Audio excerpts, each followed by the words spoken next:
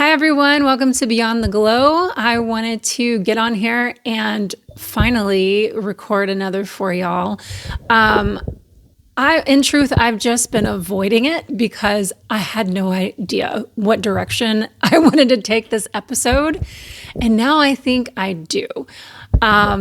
There's been so much that's been happening in the world. So it was just one of those like, do we talk about the war? Do we talk about the craziness that is Trump right now? Do we talk about all of the other things that are completely nuts right now? Do we talk about the Charlie Kirk investigation? Do we talk about, there's just so much. So I've been keeping my ear to the ground on all of these things, but I don't think I'm going to go there with you just yet. Maybe later in the episode. We won't start out there. Today, I would like to just celebrate. So I want to say thank you for sticking with me through all of my complaints and my whining about the ADHD and the momming issues and all the other crazy things. I appreciate you. Thanks for sticking with me. But I wanted to celebrate a big win that I've had, and I really hope this helps you because I think it's really important to celebrate those wins, even if they're small. So here goes. The other day, I decided I was going to tackle one of those doom piles, the one of 1,000 piles that you put around your house to remind yourself, like, you need to address this. And this needs to be organized so you don't forget about it, because otherwise it gets shoved in a drawer or shoved in a closet, which, by the way, I don't have that luxury. So it gets shoved in a drawer and you have like 100 crap drawers. And I avoid that by making doom piles. So, if you're one of my people, hello, I am Charity. I'm one of your people, and I hope you'll stick around. But I decided to tackle one of them. And honestly, I thought it was going to be a lot more involved than it actually was. I put on a documentary. So that's my first thing. I have to make it feel like a treat. It has to feel like, this is what I have been waiting for. Where have you been all my life? Okay, so I put on a documentary, something that seems interesting, something I can listen to in the background. I don't necessarily have to look at the screen. And I start tackling this project. And it's very difficult for me to explain to you what the project is, but I will do my best. I'm not sure if I'm going to take pictures of it right yet, because you might just be like, what is going on with her house? But maybe that's entertaining for you. So I might just plug in a little picture so you can see it. The way they designed this house, our bonus room is open concept bonus room. So it's not enclosed. There's like 3 walls of enclosure, and then there's a final wall that's just like a half wall. And so it serves as like a wall/shelf. And so I've used it as a shelf, because what else are you going to do with this weird space? You can't hang anything on it. And my dearest Frank does not want me to build anything on it. So I was really hoping for like some kind of built-in shelving, because I love built-ins. I don't know what it is about built-ins, but I'm in love with built-ins and I want them so bad. But he's like, no. And I'm like, ugh. So I lost that one. That's okay. Maybe one day I can dupe him into it. So just fingers crossed. So anyway, there's this half wall, half shelf, and I've got all kinds of stuff on it. And originally it was where I was putting all of my family photos and all of that. Well, eventually my daughter decides she's crafty like mommy and everybody else in the family. So we have to have a craft box accessible, immediately accessible in her space. So where does that go but on the half shelf, right? Or the shelf wall, or whatever we're calling it. I think I call it the wall for my daughter. Like, just put it on the wall, and she knows what that means. So it's become like a catch-all for like paper plates after she's done eating, and used cups and snack cups and any amount of trash you can imagine. And so we just like collect it all and take it downstairs when we go. So as you can imagine, this shelf wall was I don't even know how to explain it other than it was in disarray. And it was not, it was an eyesore. It was terrible. And I was like, I have to rearrange this. So I kind of like, I had an idea what I wanted, and I thought it was going to be super complicated. It wasn't. The whole thing took me maybe 20 minutes, okay? And I was kicking myself for putting this off for I didn't put it off for a day. I didn't put it off for a week. I didn't put it off for a month. Y'all guess how long I put this off? Since about December. Yeah, it's like 4 months. It took me 4 months to tackle a 20-minute project. So anyhow, I am celebrating big because it didn't take very long and it looks great. I just kind of shoved the stuff to one side and the other stuff to the other, and it ended up looking fantastic and with very minimal effort, which to any ADHDer is a massive win. You're like, yes, work smarter, not harder. So that's what I did. And I was not expecting the boon to my, or boom, is it boon or boom? Boon. Who cares? Pick one. Boon or boom. I think it's boon to my productivity for the week. And all of a sudden, I'm knocking out stuff at work. I am knocking out stuff at home. Now, don't get it twisted. I didn't like flash clean my house or anything. I'm talking about just little things. And I did some workouts that I've been putting off. I did some cardio. I started with like a 20-minute just to kind of test the waters because it's been forever. And of course, I chose what I love to do most is dance. And dancing is one of those things that for me, my brain just gets hooked in and I forget that I'm exercising. And to the ADHD brain, that is the best trickery you can have when it comes to working out. I think that's just for most people. Like you got to trick your brain to do something healthy. Maybe it's not. Maybe it really is just ADHDers. So again, I'm getting to know myself as an ADHDer. Not that I didn't know these things about myself before. I just didn't know that they were normal. I thought that I was the weird girl, like I was the weird person. And now I get to be collectively weird with a whole bunch of other people. This is really great. So if you're my weird friends tuning in, thank you for being here. So I'm just celebrating. It's so great. The cardio. So once I tackled the cardio, I was feeling better and I had like more energy, which it's so counterintuitive, but it's true. Those endorphins kick in and you get a little bit more energy. I slept better. I woke up feeling not like death, which was amazing. And it was so great. It was like life in my 20s again. I was like, oh, where has this been? And no coffee, by the way.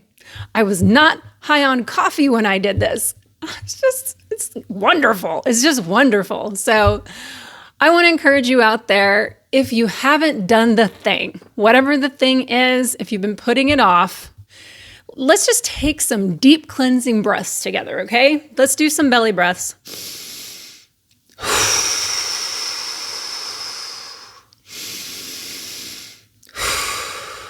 The reason I did that is because as soon as I said, if you haven't done the thing, I bet you anything, my ADHDers out there, your brain clicked on and was like, oh, what's she going to say now? Oh, she's going to challenge me. Oh, crap. What's coming next? Oh, crap. I'm going to have to commit to something else. Oh, crap. I'm going to have to stop watching her. And then you spiral? Like, no. Like, we're not doing that. Just take a deep breath. It's going to be fine. I don't expect anything from you, but I do want to say that it did help me quite a bit just to have that extra boost of energy. And it also helped me to get back on here and make a video because I was starting to like procrastinate on that as well. So I don't know. I don't have all the answers. I am not, the guru here telling you what you should be doing. But I do want to share when I have big wins because it's super important as women that we support each other. And if you're struggling, if you're an ADHD and you're struggling, or if you're just a mom and you have no clue why you're struggling, maybe some of these tips will help, And if they don't, then just trash them. Like, who am I? I'm nobody here to tell you what to do.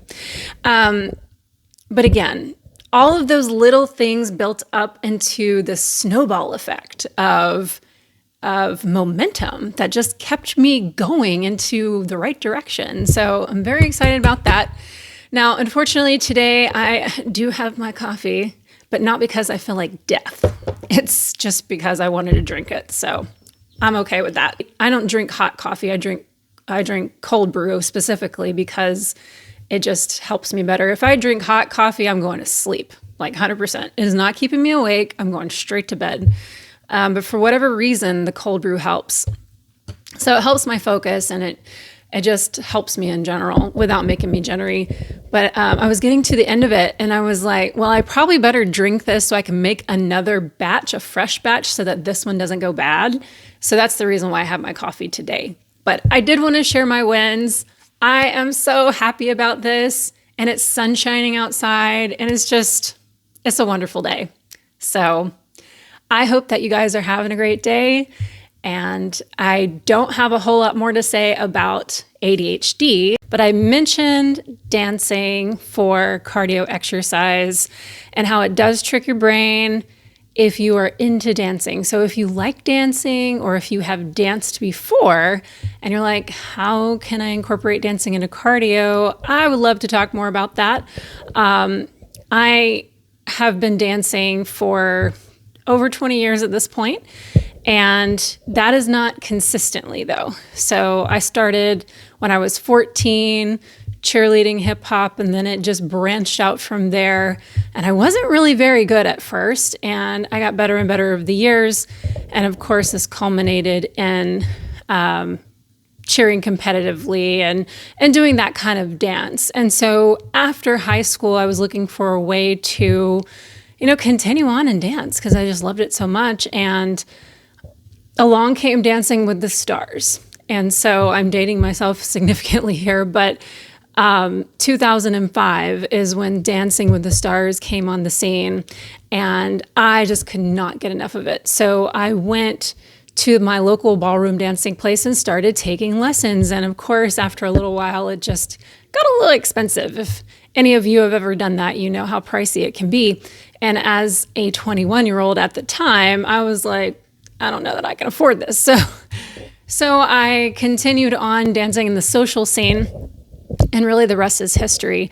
I continued to find dance communities everywhere I moved from there. So I moved from Maryland. I found the dance scene there in DC and danced a little bit with those people. And then I moved to Nashville and hooked into the swing dancing scene here in Nashville, and hooked into some really wonderful friendships that I still have to this day. And then lo and behold, I discovered that some of the people from DC had actually been dancing in Nashville when they came through. So I was able to see those people again, which was really great. So over the years, dancing has just been a form of an outlet for me. And it's been a wonderful time with friends and has helped me build some really lasting relationships as well. But at some point in my dancing journey, I started noticing that my body wasn't recovering as quickly. It was starting to really affect me at work. I was what you call swung over after swing dancing the night before, and I'd go into work and I was just like, why do I feel so terrible? And they call it a swung over, just like you feel like you woke up with a hangover. But really, it's your body recovering, and I wasn't feeding my body the right things to recover well. Who does that in their 20s? I don't really know that anybody knows how to attack the nutrition side of things unless you've been through like a nutrition class and have, majored in that. And back then, not everything was fully accessible as far as like you had the internet, but you would have to specifically search for certain things. And that was like hours and hours and hours and hours of research that frankly, I just wasn't interested in doing. So I didn't and paid the price. So I did start taking care of my body shortly thereafter that, as far as really seeking for nutritional foods that were going to help me recover well. And it wasn't until my mid 30s that I really started figuring it out. So it just took a while. So anyhow, I say all that to let you know that, yes, I'm still dancing. No, it has not been consecutive years, but it's kind of like riding a bicycle. You just really don't forget all the steps. They're kind of just ingrained in your body at some point. I started salsa dancing to help my recovery. So to kind of connect that previous story, I started salsa dancing to help me recover because my body just wasn't recovering very well. And it wasn't as high impact. It's considered a smooth dance in what do you call ballroom dancing lingo. And salsa dance is a ballroom dance. It's one of the Latin dances, but it existed before competitive ballroom ever existed. Like it wasn't the competitive ballroom scene that brought salsa to the forefront. So over the years, I have fortunately been able to connect with some great people in the salsa dance scene as well, and took some lessons and just really got some good instruction on that. So when I started doing my dance workouts, I found some wonderful videos that were salsa dance smooth. They weren't high impact. They were really great for where I live in my body and what is comfortable for me. And high impact stuff just doesn't work for me. I am not a runner. I will never be a runner. And I am surprised that I did Lindy Hop for so long, because it is literally like running to music. And you feel that hardcore impact on your body as well. So, of course, when I found salsa, that was just the natural go-to, because it was salsa dancing specifically that drew me into ballroom from the start. So it's kind of like going back to the beginning where I first fell in love with dancing. It was salsa dancing, but I started with swing dancing, because when they start with your lessons in ballroom, they usually start with swing because it's one of the easiest dances to kind of master. And anyhow, I wanted to let you guys know that there are free videos on YouTube that you can get for salsa dance cardio. Just type it on in, you'll find it. If you are one of those people who need step-by-step instructions, you can also find it on YouTube. If you are local to the Nashville area and you want some step-by-step guidance and you just want to hang out with me for an afternoon, bring it. Let's do it. I will give you free lessons. Free. Okay, 100% free, because I am not a qualified instructor. Well, I say not qualified. I'm not certified. I'm not qualified in the sense that I'm not certified, but I'm qualified in the sense that I have over 20 years of experience in dancing. So I would love to teach you how to dance. I would love to hang out. So I'm making that offer if you guys want to take me up on it. And if not, you are absolutely welcome to search those YouTube videos, because that's what I've been using. They have 15-minute workouts. They have 20-minute workouts, 30, 45 minutes, and an hour. So you can step up those, you can step into the next milestone rather easily when you feel like you're ready. I think today I might actually go for an hour, or maybe I'll try to jump up to 45 minutes and see how I do. But it's exciting and it's fun, and it's a wonderful way to get great cardio and a full body workout, full toning all over without feeling like you got to lug a ton of weights. I love weightlifting, but my body doesn't love it anymore. So I'm, again, having to restructure how I work out. And if that's you, I hope this tip helped. And let me know in the comments. Just comment dance if you're in the Nashville area and you'd like to take me up on my free dance lesson. We'll figure it out, because it's beautiful weather lately, and I think it's only going to get nicer probably until about mid to late May, and then it'll be super crazy humid, and even then that could be a great workout. So let me know if you're interested. Love to hang out. Take care.